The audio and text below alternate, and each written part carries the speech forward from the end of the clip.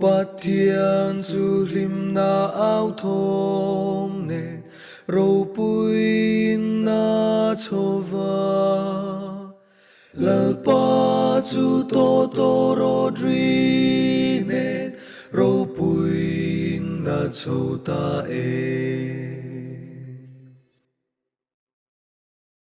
mi tin reng te uin kut beng ula Bát thiên pha kin lim ta kin nao ro u lấy chung dòng lal Ropuiin chu rồi mô in dê ro se Bát thiên chu lim na áo thom nè Ropuiin na Chho lal pa chu to rodri nè Ropuiin na Chho ta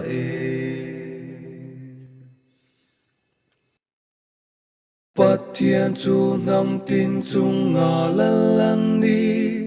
lal chút khen thiang lim ma râu rel tu chu thun nei na le râu rel na te chặt tua đi na ta an đi Bát thiên chu lim na áo thom nè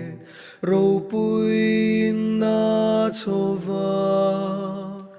lal pa chu to rodri nè Ropuiin na Chho ta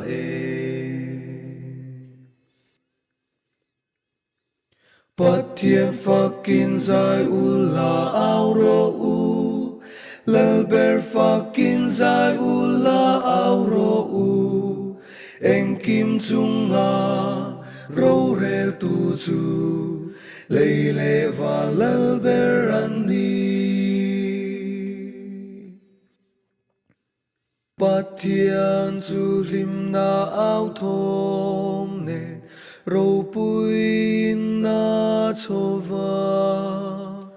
lal pa chu to rodri nè Ropuiin na Chho ta